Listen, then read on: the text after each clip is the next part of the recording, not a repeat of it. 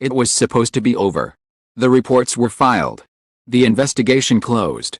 And the nation told to move on. An unfortunate accident. The official statement read, a fall from the 17th floor of a luxury apartment in Chaoyang district, Beijing. Menglong, one of China's most beloved actors, was gone. The police said he had been drinking. That he lost his balance near the balcony. No criminal suspicion. No mystery. Case closed. But stories like his never really end. Not when there are holes in the timeline. Not when too many people whisper that something doesn't add up. And not when someone decides to come back from silence.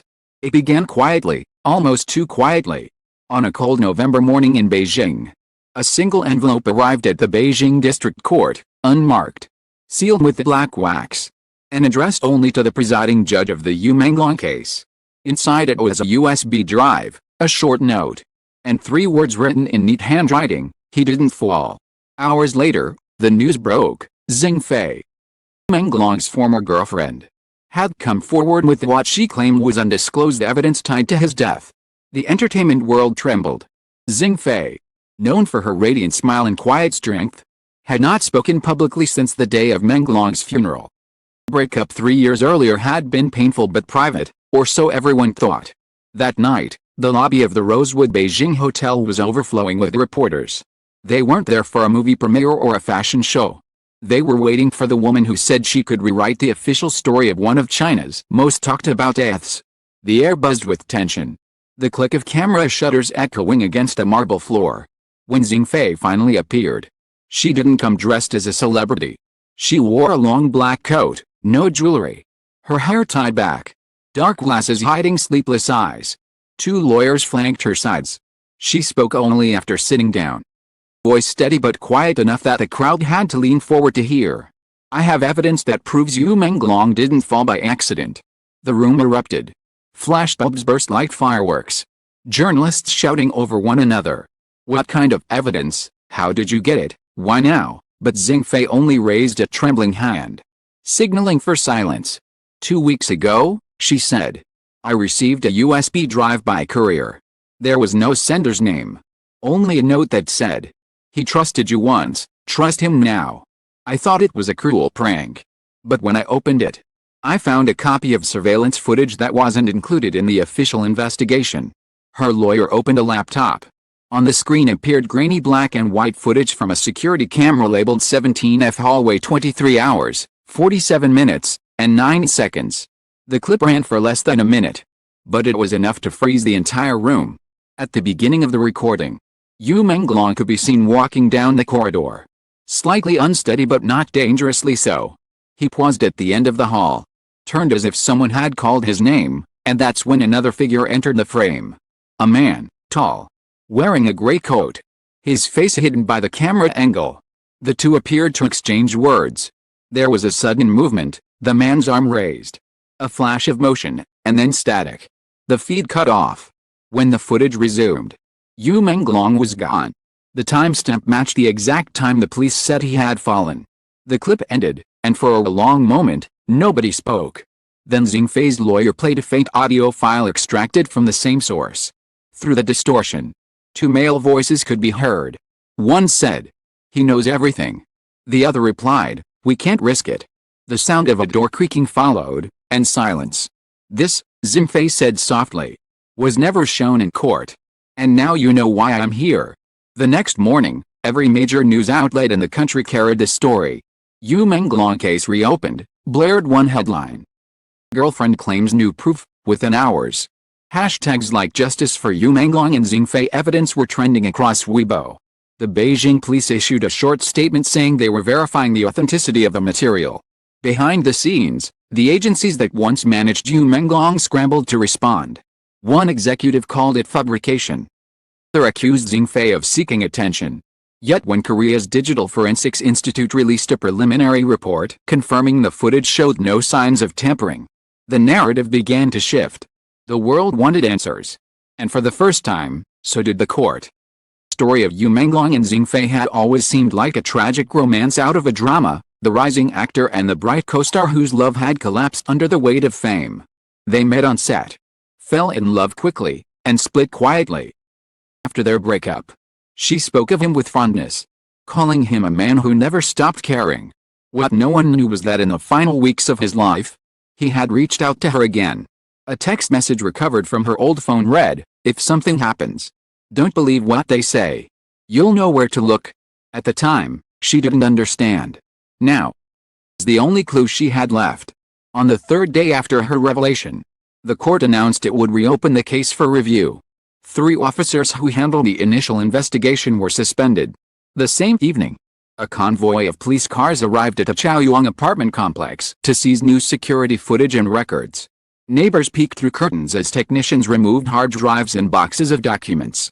A senior prosecutor told the press, "Footage is authentic. The entire case could be reclassified from accident to homicide." Beijing's entertainment world trembled again. Menglong's former colleagues voiced their support for Xing Fei online, others stayed silent, afraid of drawing unwanted attention. The company that owned the building released a brief statement denying any involvement, but refused to answer further questions. That night, alone in her hotel room, Xing Fei stared at the city lights outside her window. She hadn't slept properly in weeks. Phone buzzed non-stop, journalists, fans, strangers. She ignored them all until one message appeared from an unknown number. "You should have opened that envelope."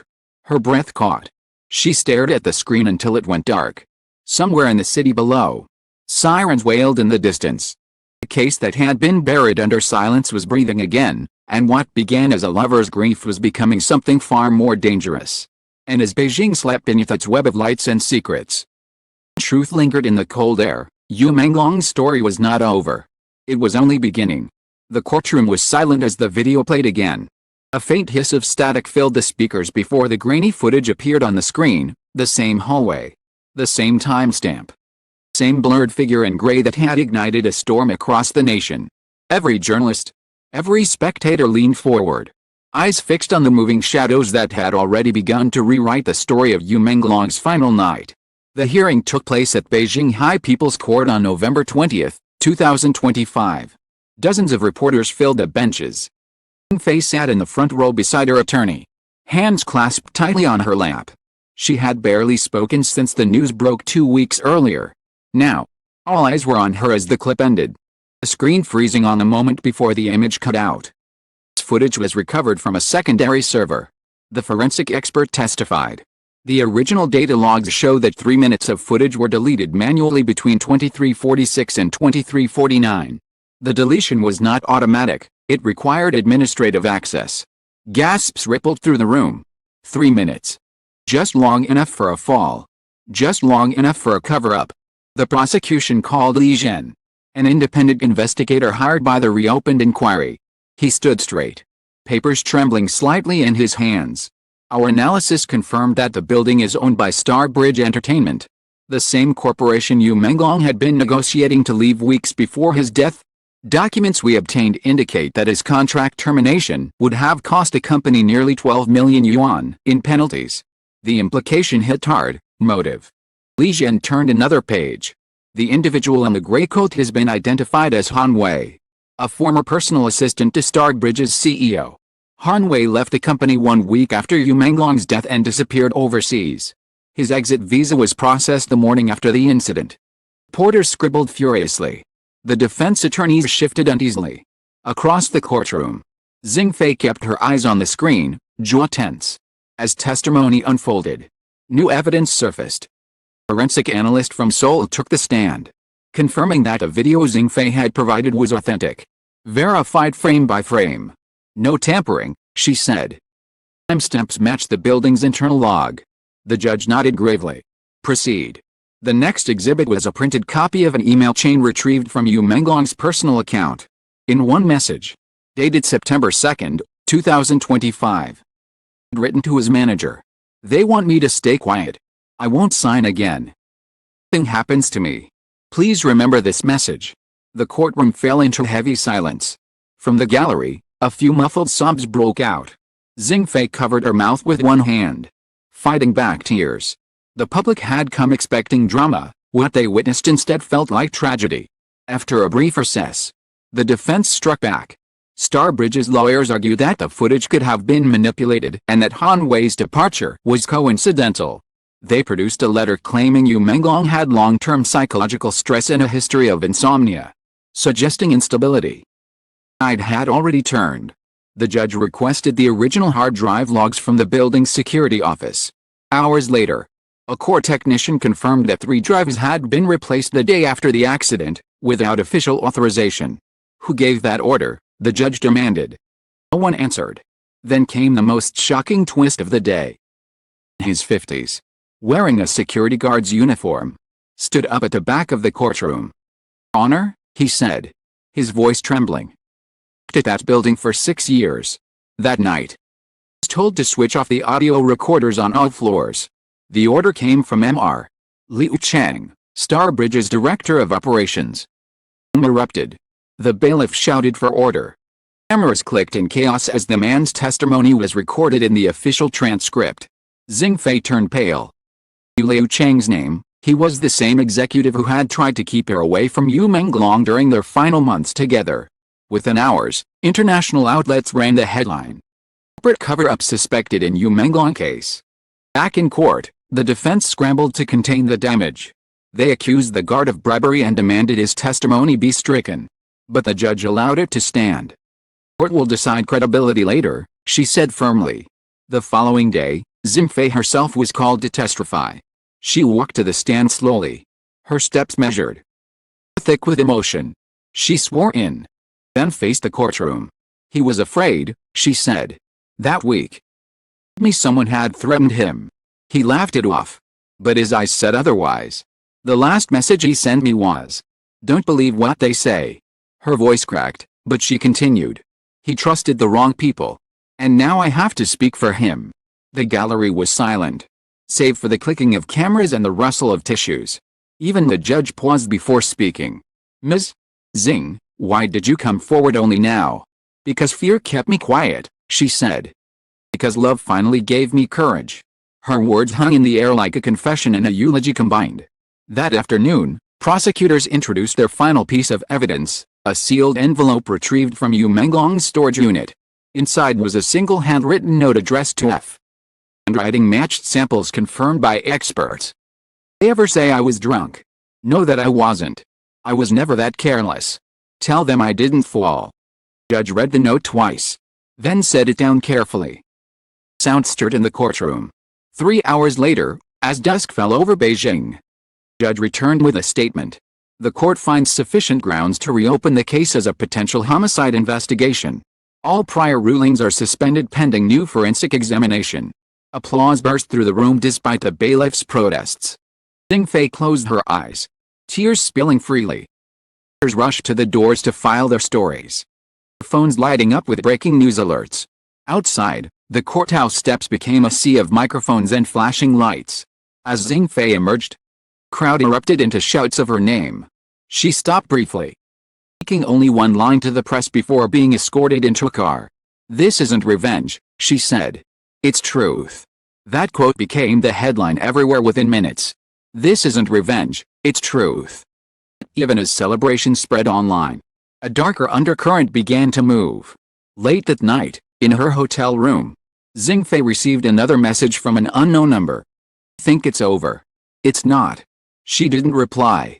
She turned off the phone and sat by the window, staring at the city below.